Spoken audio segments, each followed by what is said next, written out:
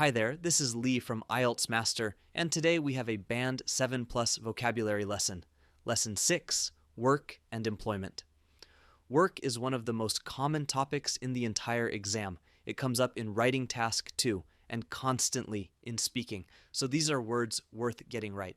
Here's the idea behind this whole course. Most students try to raise their vocabulary score by learning more words or longer, fancier words. But that is not what examiners actually reward.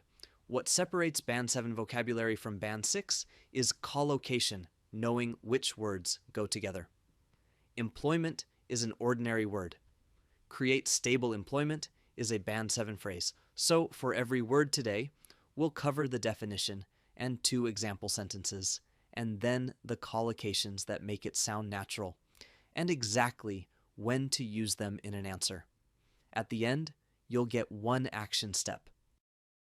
The 5 words we'll cover are career, employment, workplace, income, and productivity. You probably know most of these already, but knowing a word and using it like a Band 7 candidate are 2 different things. And the difference, almost every time, is the collocations. First, career. A career is the series of jobs a person has in one area of work, usually over a long period of time. Now, a career is not the same as a job, and that distinction is useful in the exam. A job can be short-term, something you do for a year. A career is the longer path, someone's working life seen as a whole. So when you write career path or career prospects instead of just job, it quietly signals more precise vocabulary. Let's look at 2 examples. Many young people choose a career based on financial security rather than personal interest. And universities can improve students' career prospects by offering practical training and work placements. Now the collocations, and these are the ones to remember. We choose a career, or we pursue a career. We talk about a career path, career prospects, career development, and a successful career. These are perfect for essays about education, young people, and the real purpose of university study. Next, employment. Employment means work that someone is paid to do, or more broadly, the number of people who have paid work. And here's something worth noticing. This one root gives you a whole family of words. To employ is the verb. The employee is the person who is employed. The employer is the one who gives the work. And unemployment, means not. So unemployment is people who want paid work but don't have it. Learn the root and you get 5 words instead of 1. Employment is also more formal than work or job, which makes it ideal for writing task 2. For example, governments often invest in infrastructure projects to create employment in poorer regions. And stable employment can give people the confidence to start a family or buy a home. For collocations, we have full-time employment, paid employment, to create employment, employment opportunities, stable employment, and youth employment. Notice these almost always show up when we're talking about society, the economy, and government policy. Next, workplace.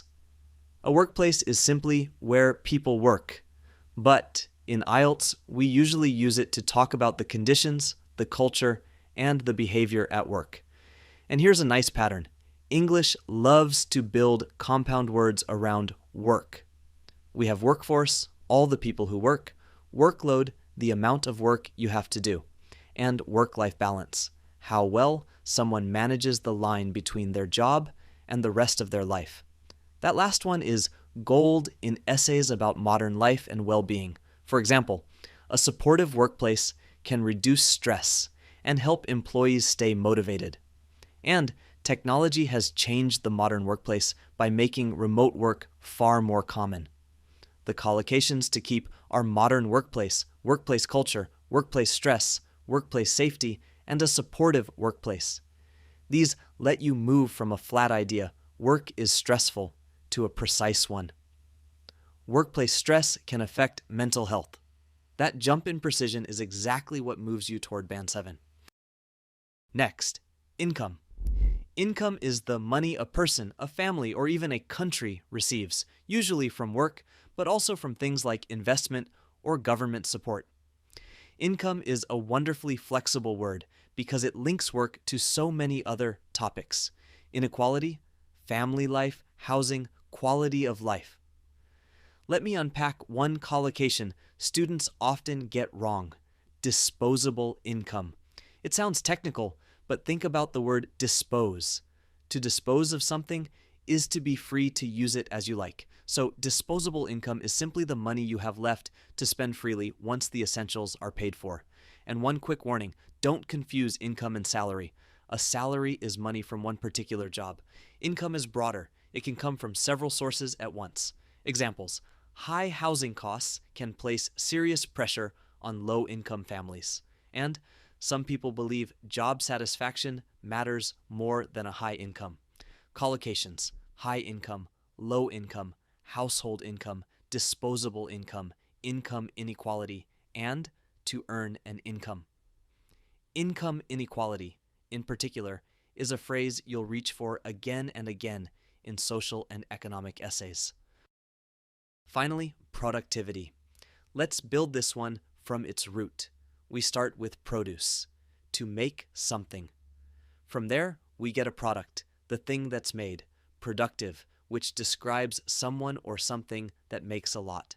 And finally, productivity, the rate at which a person, a company, or an economy produces useful work. So, productivity isn't about looking busy. It's about how much useful work actually gets done. It's a key word for any question about technology, working hours, or economic growth.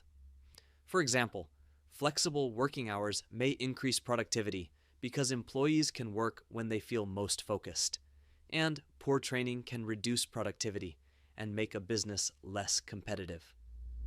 Notice that productivity loves certain verbs. We increase it, we boost it, we improve it, or on the other side, we reduce it. So the collocations are increase productivity, boost productivity, improve productivity, reduce productivity, labor productivity, and productivity gains.